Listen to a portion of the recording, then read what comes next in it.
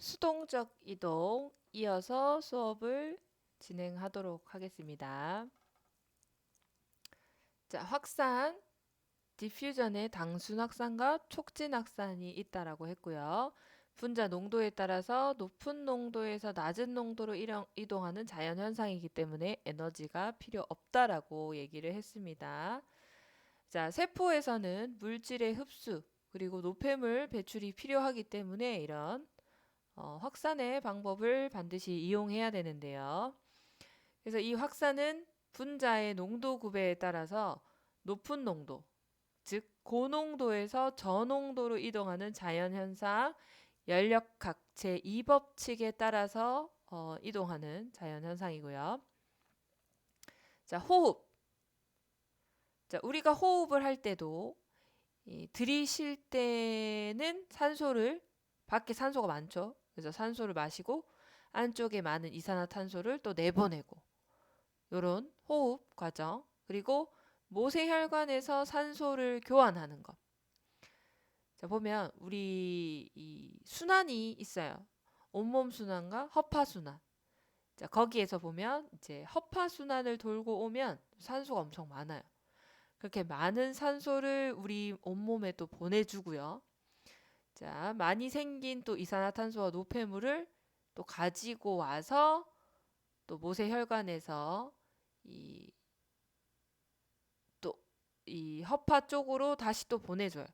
그래서 그러니까 허파에서 산소를 많이 가지고 온 허파 순환 때는 또 산소를 우리 몸에 공급을 해주고, 그 다음에 온몸 순환을 하고 지금 이산화탄소와 노폐물이 많은 상태에서는 또다시 이 허파를 통해서 또 산소를 이산화탄소 노폐물을 버리고 산소를 가지고 와서 또 온몸에 보내주는 그런 모세혈관의 어떤 산소 교환도 이런 확산의 원리를 이용한다라고 보시면 되고, 또 수분 조절, 물의 확산을 우리가 삼투 현상이라고 얘기를 해요. 이 뒤에 또 삼투에 대해서 자세히 설명을 할 건데, 즉 이 물에서만 관점으로 봤을 때 이 물이 많은 쪽에서 물이 적은 쪽으로 이동하는 것, 그것도 삼투라고 볼 수 있습니다. 만약에 이제 용질의 용량 그 양이 똑같을 때, 소금이라고 쳤을 때 소금의 양이 똑같을 때 한쪽이 물이 더 많으면 그 많은 쪽에서 적은 쪽으로 이동하는 거예요. 자, 그림을 보시게 되면 세포 외부에는 산소 분자가 많아요. 그리고 세포 내부에는 지금 산소 분자가 적죠. 많은 쪽에서 적은 쪽으로 요거 인지 이중층이죠. 얘를 뚫고 들어오는 거예요. 그래서 세포막을 자유롭게 이동할 수 있는 분자는 높은 농도에서 낮은 농도로 확산. 그래서 우리가 확산이라는 용어를 사용할 수 있고요. 자, 그림에서 산소가 세포 내로 확산되는 것을 알 수 있다. 세포 내부의 산소는 호흡에 계속 쓰이기 때문에 이 내부가 외부에 비해 이 농도가 낮다라는 거예요. 그래서 많은 곳에서 적은 쪽으로 이동하는 확산을 사용한다.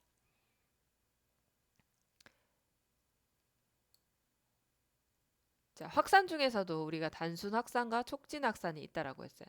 그러면 촉진 확산, 지금까지 얘기한 게 저희가 단순 확산이거든요. 촉진 확산은 뭔가 좀 특이한 게 있다라는 건데, 그림을 보시게 되면 얘 누구예요? 아까 세포막을 봤을 때 이 사이에 껴있는 애가 막단백질이라고 하는 거 보셨죠? 여기에서는 지금 운반 단백질이라는 용어로 나와 있는데, 뭐 막단백질이라고 하셔도 돼요. 그리고 운반 단백질. 얘를 이용해서 고농도에서 저농도로 이동. 반드시 얘를 통해서 이동하는 거예요. 자, 그럼 이 운반 단백질은 언제 사용을 하느냐? 자, 여기에는 지금 기질 특이성이라고 해서 정해진 물질만을 운반하는 기질 특이성이 있어요. 그래서 아무거나 지금 여기에 다 통과할 수 있는 게 아니라 기질 특이성이 있어서 딱 어떤 큰 분자의 이동, 뭐 포도당이나 이런 것들이 이 막단백질을 통과할 수 있는 거예요. 그래서 그 부분을 통과하는 아이들이 얘를 통해서 고농도에서 저농도로 왔을 때 우리가 이걸 이제 촉진확산이라고 얘기를 하는 거예요. 어쨌거나 확산, 단순 확산이나 촉진 확산 둘 다 에너지가 필요하지 않다. 그래서 왜냐? 저농도에서 고농도로 가는 게 아니라 고농도에서 저농도로 그냥 자연스럽게 물질이 이동하기 때문에 에너지가 필요 없다. 근데 이제 단순과 촉진의 차이는 뭐다? 막단백질, 운반 단백질이 있고 없고의 차이다. 그래서 이걸 통해서 이동하는 것은 우리가 촉진 확산이라고 얘기를 해주면 되는 겁니다. 자, 세 번째 삼투입니다. 삼투. 자, 물은 용질의 농도가 낮은, 용질이라는 것은 뭐 소금, 설탕 이런 거예요.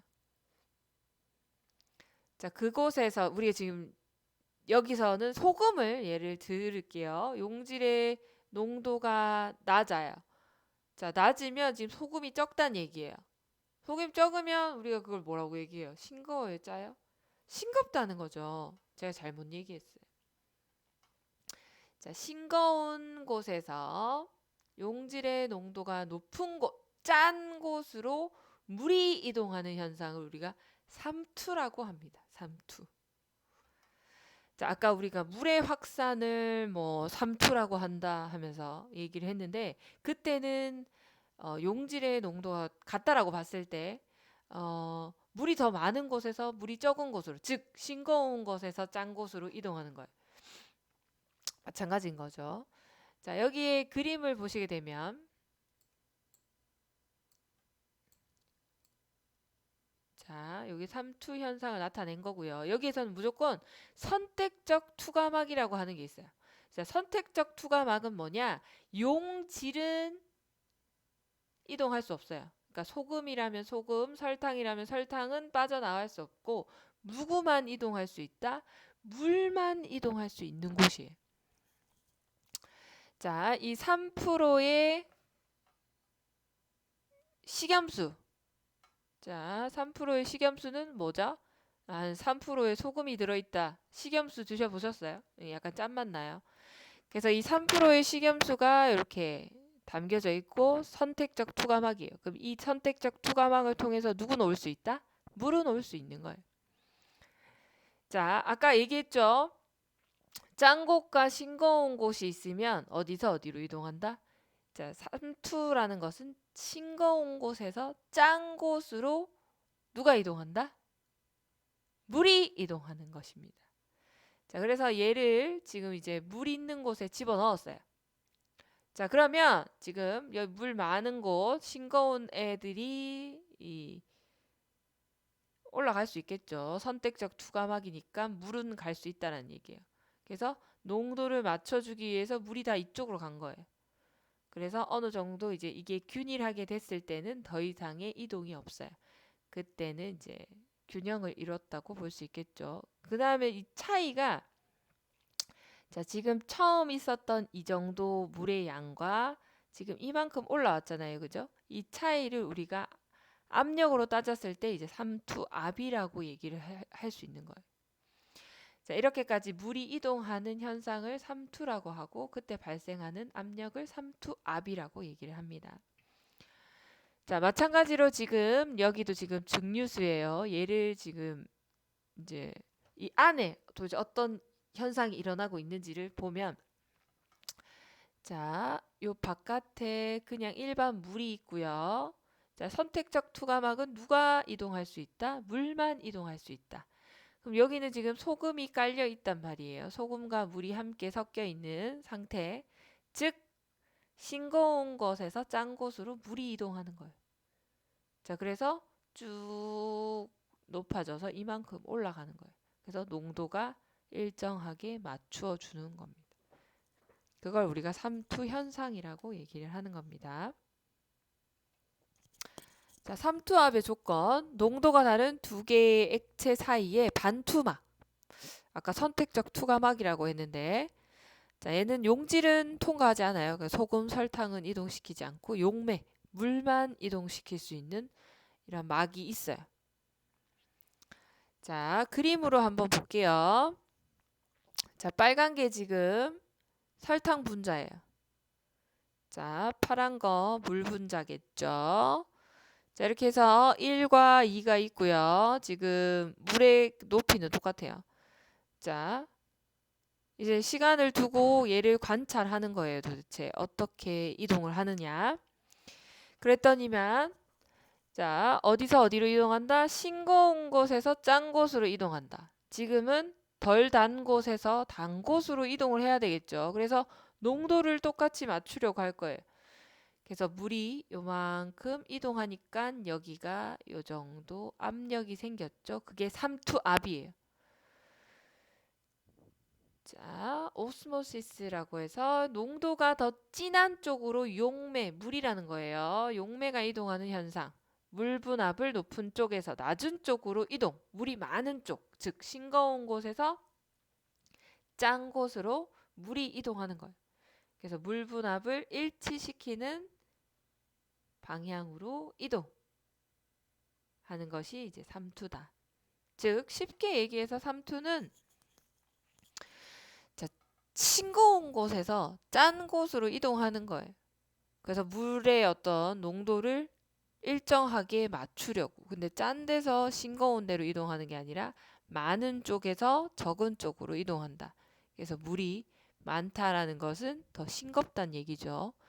그래서 싱거운 곳에서 짠 곳으로 이동하는 것이 삼투입니다.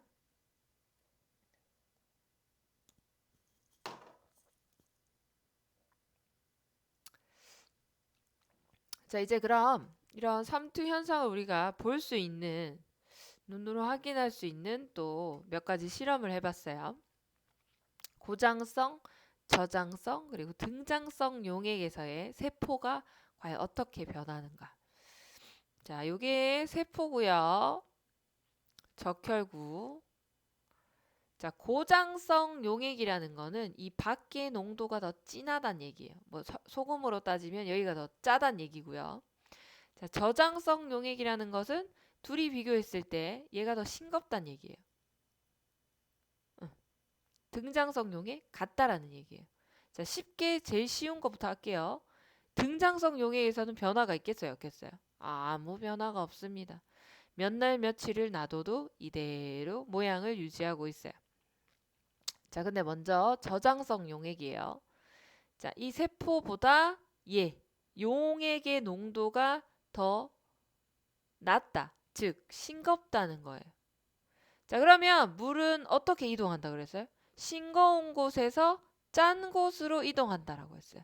그럼 바깥쪽에 있는 물이 세포 안으로 계속 스며들겠죠. 계속 물이 들어가면 세포가 어떻게 돼요? 점점 부풀어 오르는 거예요. 그러다가 더 심해지면 터져요. 그래서 세포 외의 농도가 낮고 세포 내가 높아 물이 세포 안으로 계속 들어가면 세포가 부풀어 올라 터지는 경우도 있다. 자, 반대로 고장성 용액이에요. 얘 세포보다 이 바깥의 농도가 더 진하단 얘기예요. 짜다. 그러면 이게 지금 싱거운 곳에서 짠 곳으로 계속 물이 빠져나가겠죠. 그러면 세포에 있던 물이 계속 빠져나가니까 얘는 어떻게 돼요? 쭈글쭈글 물이 없으니까 쭈글쭈글 해지는 거예요. 자, 그 다음에 뭐 등장성은 아까 얘기했죠. 두 개의 농도가 같은 용액이기 때문에 아무런 변화가 없습니다. 자, 마지막 여과입니다. 여과. 여과는 막의 양측에 압력의 차가 있어야 돼요. 반드시 압력의 차가 있어야 돼요. 그래서 물과 확산 가능한 물질들이 수압의 차이에 따라 이동하는 현상을 여과라고 얘기를 합니다. 그래서 압력의 차, 요게 제일 중요하겠죠. 여과. 자, 첫 번째 중력에 의한 여과예요. 지금 여기에서의 압은 뭐다? 중력이라는 압이 사용이 된 거예요. 그래서 이 중력에 의해서 이 물은 밑으로 내려가고 이런 고체 성분들은 여과지에 남아 있겠죠. 그래서 이 압이라는 중력이 사용돼서 이동하는 것들을 봤고요. 두 번째, 혈압. 압력의 차, 어떤 압력? 혈압. 아까는 중력에 의한 암, 여기는 혈압에 의해서 묘세혈관에서 조직액으로의 어떤 이동. 그럼 혈압이 있기 때문에 이 압력의 차이에 의해서 여기에 있는 조직액들이 밖으로 빠져나가요. 모세혈관을 통해서 빠져나가요. 뭐 어떤 압력에 따라서 이동을 했냐? 혈압. 그래서 이런 압력의 차가 있을 때 수압 차이에 따라서 이동하는 현상. 이 분자들이 이쪽으로 빠져나가는 현상들을 말합니다. 자, 요번에는 능동 이동입니다. 능동 이동. 지금까지 저희가 했던 거 단순 촉진, 그다음에 삼투, 그리고 여과 이런 것들은 다 에너지가 필요 없었어요. 근데 이제 능동 이동 같은 경우에는 에너지가 필요하겠죠. 액티브 트랜스포트, 지속적인 물질 교환을 위해서 외부 에너지 ATP가 필요하다. 그래서 경사도가 낮은 곳, 저농도에서 높은 곳으로 물질을 이동시킬 때에 우리가 능동 이동을 사용합니다. 자, 외부에서 에너지 공급 필요하고요. ATP, 농도 경사에 역행합니다. 아까 지금까지 저희가 했던 것들은 고농도에서 저농도로 이동을 했어요. 그래서 에너지가 필요 없었고 어떤 자연적인 현상이었는데 이거는 이제 저농도에서 고농도로 이동시켜야 되니까 에너지가 필요하다라는 얘기예요. 자, 최대 운반 능력을 나타내요. 트랜스포트 맥시멈. 그 다음에 운반 단백이 필요하다. 요게 또 중요해요. 우리가 운반 단백질, 막단백질이 필요한 이동이 딱 하나가 있었어요. 뭐였어요? 촉진악산. 자, 촉진악산에서 이 지금 능동 이동이랑 딱 하나 차이는 이 촉진악산 같은 경우에는 고농도에서 저농도로 갔는데 완전 똑같지만 얘는 지금 저농도에서 고농도로 가서 에너지가 필요한 거예요. 그래서 능동 이동과 진짜 거의 가장 유사한 것은 촉진확산인데 이 에너지의 이동, 에너지의 사용과 그다음에 농도가 어디에서 어디로 이동하느냐에 따라서 그건 또 정반대죠. 그래서 그런 특징을 나타낸다고 보시면 됩니다. 보시게 되면 자, 능동 수송이에요. 운반 단백질, 막단백질을 통해서 농도 구배를 역행, 즉 저농도에서 고농도로 물질이 운반되는 거예요. 자, 대표적인 것들이 뭐 나트륨 칼륨 펌프. 자, 나트륨 칼륨 펌프가 뭐냐? 자, 만약에 이제 세포 바깥에 있던 나트륨이 안으로 들어왔어요. 그래서 뭐 우리가 활동 전압이 형성되고 막 그거는 이전에 다 했던 거고. 자, 그렇게 했을 때 그 나트륨을 이제 다시 밖으로 꺼내야 되는 수도 있잖아요. 그죠? 원자리에 돌려줄 때. 그러면은 지금 나트륨은 여기에서 적어요. 이 세포 내부에 적기 때문에 그 적은 거에서 이 바깥쪽 많은 쪽으로 꺼내기 위해서 우리는 어떤 걸 사용한다? 능동수송. 그래서 ATP를 필요로 하는 거예요. 또 한 가지 예를 들어서 근육 세포질 그물에 우리가 칼슘이 있어요. 자, 근데 뭐 여러 가지 활동 전압이 발생해서 가로세관 그다음에 종말 수조를 통해서 얘네들이 막 다 해가지고 트로포닌 C에 붙고 해서 뭐 여러 가지 과정들을 다 끝낸 다음에 이제 뭐 아세틸콜린 리셉터와 결합을 안 해요. 자, 그러면은 얘네들은 뭐 아세틸콜린 에스테라제에 의해서 뭐 분해되고 더 이상 막 활동 전압도 발생 안 하고 이랬을 경우에 이제 칼슘은 다시 근육 세포질 그물로 들어가야 된단 말이에요. 그럴 때에도 이 능동 수송을 사용한단 말이에요. 저농도에서 고농도로 다시 들어가야 되니까. 그래서 그때도 우리는 능동 수송을 사용을 했다. 그림을 볼게요. 자, 저농도에서 지금 고농도로 들어오는 거. 자, 그럼 에너지가 필요하죠. 그래서 농도 역행. 반드시 이 운반 단백질, 막단백질이 필요하다. 이렇게 보시면 되겠습니다. 자, 촉진확산과 같은 방법을 사용하고 있지만 에너지, 농도 이런 부분에서 차이가 난다라는 거 여러분들이 기억하시면 되겠습니다. 자, 그 다음에 거대 분자의 이동, 얘네들은 이제 뭐 베시클, 소포를 이용하고요. 세포 내 유입은 엔도사이토시스라고 해서 내포작용. 자, 뭐 피노사이토시스, 그리고 박테리아 같은 경우에는 액체인 경우에는 피노사이토시스, 박테리아는 파고사이토시스. 그래서 세포 외의 물질이 이렇게 들어오는데 액체일 경우에 우리가 피노사이토시스, 그리고 뭐 박테리아는 파고사이토시스라고 얘기를 했어요. 이거 어디서 봤어요? 리소좀 얘기할 때 봤잖아요. 그죠?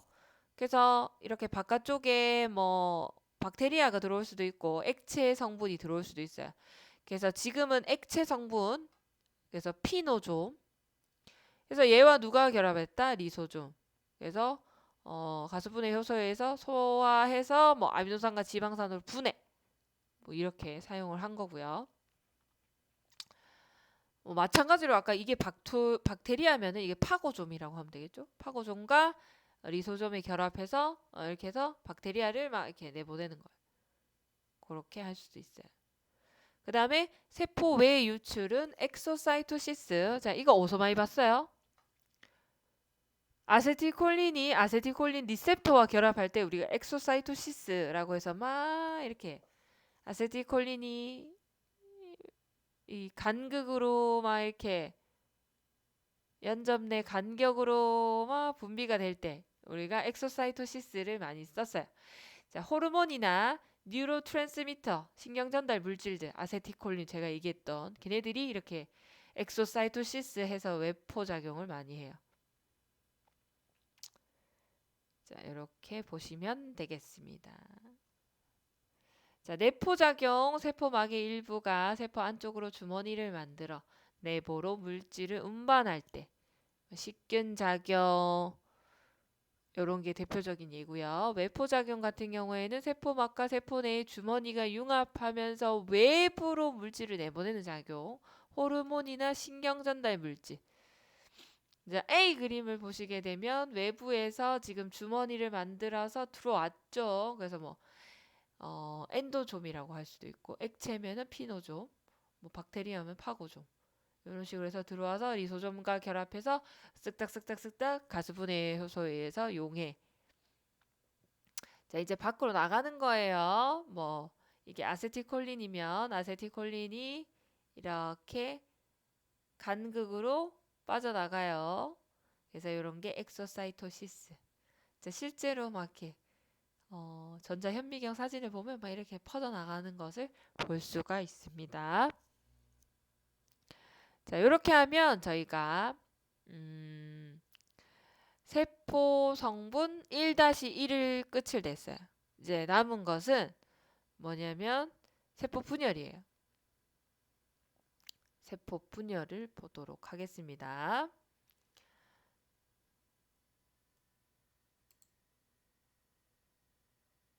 세포 분열 잠시만요.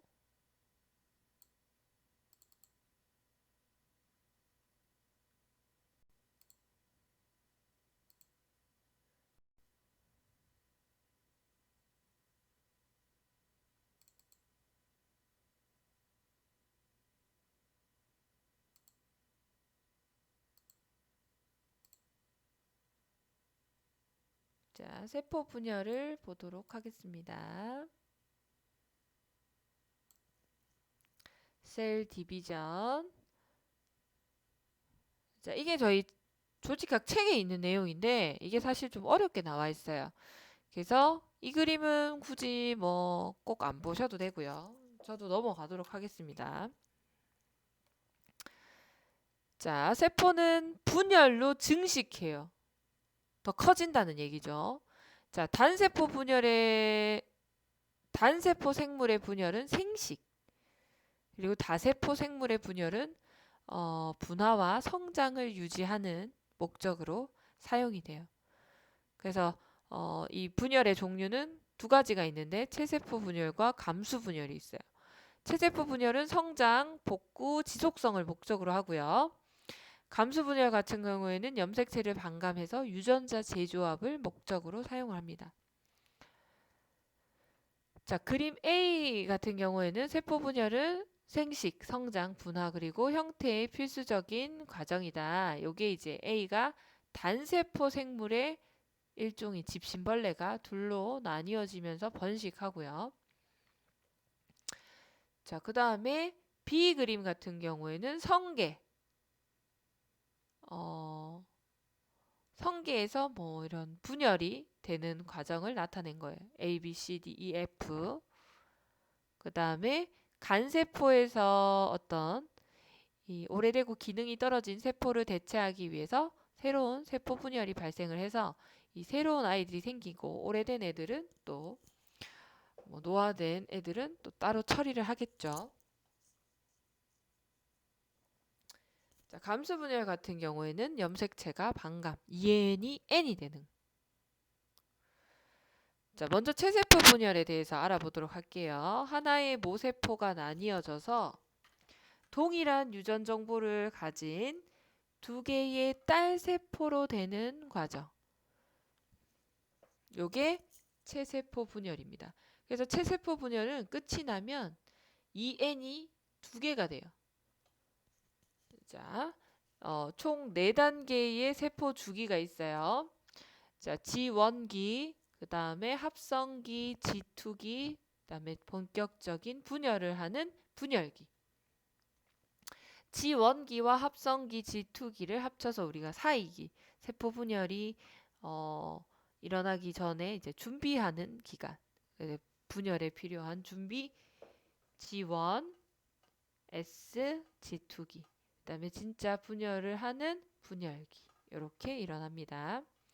자, 그러면 이런 4이기에는 도대체 어떠한 일을 하는가? 자, G1기 볼게요. 원래 크기의 2배 정도 되면서 분열을 준비합니다. 그래서 세포질 내의 모든 소기관이 2배가 돼요. 그래서 G1기 그림을 보시게 되면 뭐 미토콘드리아도 많아지고 세포질 그물도 많아지고 뭐 뼈대 그리고 뭐 여러 가지 세포 소기관들이 일단 2배로 늘어나는 G1기. 그 다음에 합성기예요. 이때는 DNA가 만들어져요. 세포 유전 물질이 2배로 늘어나요. 그래서 지금 요 DNA와 단백질이 포함된 이 염색질이 여기 보시게 되면 와우 많이 늘어난 것을 볼 수가 있습니다. 자, G2기를 보시게 되면 분열을 위한 이제 준비. 이렇게 분열을 위한 준비로 이제 단백질 합성. 그래서 G2기에는 단백질을 좀 더 늘려서 본격적으로 이제 분열기에 들어가서는 실제로 이게 2개로 나뉘어지는 거죠. 그래서 전기, 중기, 후기, 말기 이렇게 4개의 단계를 거치면서 세포가 분열이 됩니다. 그래서 세포 소기관이 2배로 커지고 DNA가 2배로 늘어나고 그 다음에 단백질이 늘어나고 그 다음에 본격적으로 분열기가 시작이 됩니다. 자, 분열기 4단계를 보시게 되면 전기에는요. 자, 염색체가 응축이 돼요. 염색체가 응축이 됩니다. 염색체는 이제 분열을 하기 위해서 준비를 하는 거죠. 이렇게 막 실처럼 꼬여 있으면 어렵잖아요. 그죠? 그래서 염색체의 형태로 만들어지고 자, 핵막이 있었는데 그 핵막이 점점 사라지고요. 자, 우리 중심 소체 얘네들이 뭘 형성한다? 방추사를 형성한다. 그래서 분열기에 그 역할을 한다라고 했잖아요. 그죠? 그래서 중기가 되면 염색체가 적도판에 나란히 늘어서서 후기가 되면 방추사가 짧아지면서 이 염색 분체를 양극으로 이동하는 거예요. 이렇게 이동을 하게 돼요. 말기가 되면 핵막이 이제 딸핵 주변에 이제 슬슬 다시 나타나요. 그런 다음에 염색체가 아까 되게 응축되어 있는데 이제 풀리고 뭐 함입이 되거나 혹은 세포 판의 형태 두 가지, 뭐 동물 세포냐 식물 세포냐. 동물 세포일 경우에 함입, 식물 세포일 때는 판이 형성되면서 이렇게 분열이 일어나는 겁니다. 뭐 방추사, 염색체에 부착된 여러 가닥의 섬유로서 DNA를 나누어주는 역할을 하고요. 적도판은 세포의 중앙을 지나는 가상의 선, 이렇게 나와 있어요. 자, 여기 세포 분열의 과정입니다.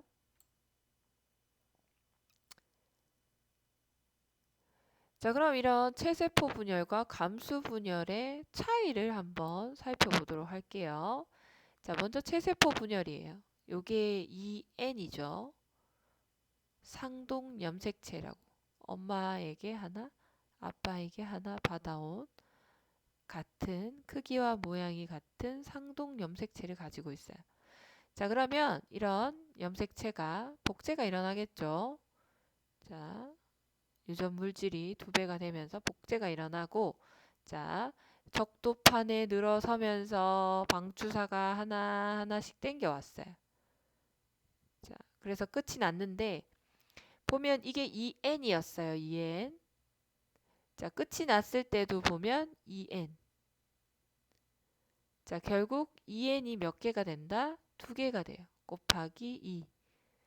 자, 염색체의 수는 변화 없어요. EN 이꼴 EN. 근데 그게 2개가 됐죠. 2개의 딸세포가 만들어졌어요. 분열 횟수 1번 분열했어요. 자, 이런 체세포 분열은 모든 체세포에서 일어날 수 있어요. 몸을 구성하는. 그래서 얘가 일어나는 의미는 생장, 크기가 커진다. 자, 감수 분열은요, 어떻게 일어나느냐. 자, 이렇게 상동 염색체가 있는데 얘는 엄마, 아빠에게서 받아온 아이고요. 자, 이게 어디서 일어나요? 정소와 난소. 요런 생식을 위한 곳에서 일어나요. 자, 이 감수 분열의 특징은 자, 이 상동 염색체가 이렇게 2개가 탁 붙어버려요. 자, 복제는 일어나지만 이렇게 탁 붙어버리면서 이가 염색체가 형성이 됩니다. 이가 염색체. 자, 이가 염색체는 이 염색체 2개가 접합해서 만드는 염색체예요. 자, 이런 이가 염색체가 만들어지니까 분열할 때 어떻게 돼요? 이거 하나, 요거 하나. 이런 식으로 분리가 돼요. 자, 요게 제1 감수 분열이었고요. 자, 제2 감수 분열은 자, 요렇게. 자, 이게 지금 EN이죠. 얘도 마찬가지로 뭐 이때는 자, 여기에서 지금 중요한 게 EN이 아니라 N이 되는 거예요. 그리고 여기도 N. 자, 여기서 다시 하나하나씩 가닥을 데리고 가지요. 염색 분체를 데리고 가요. 그렇게 되면 여기도 N, N. 결과적으로 이때는 EN이었지만 마지막에 제1 감수 분열, 제2 감수 분열을 거치고 N이 되는 거예요. 그래서 절반이 줄어드는 절반으로 바뀌고 분열 횟수 제1 감수 분열과 제2 감수 분열이 있기 때문에 2회.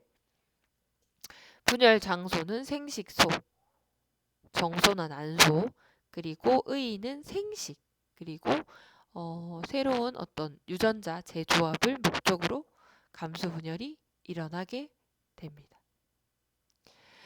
자, 그 다음에 세포 질의 분리예요. 동물은 단백질 D에 의해서 함입.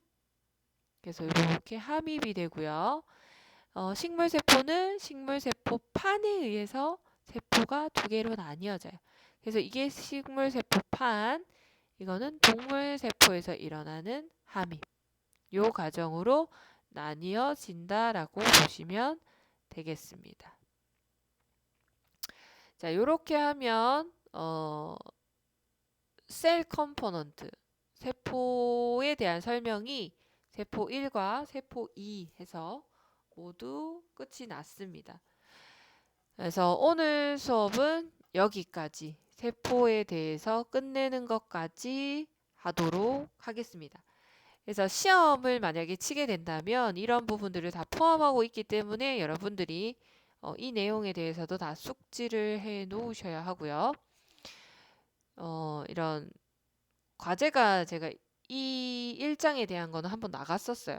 근데 제가 또 필요하다라고 생각되는 게 있으면 몇 가지 더 10개는 아니더라도 과제에 대한 문제를 제가 내고 싶었는데 못 냈던 게 있으면 추가적으로 7주차 과제로 여러분들께 내도록 하겠습니다. 수업 듣느라 수고하셨고요. 또 좋은 한 주 보내시고 언제나 건강 유의하도록 하십시오. 저는 다음 주에 뵙겠습니다.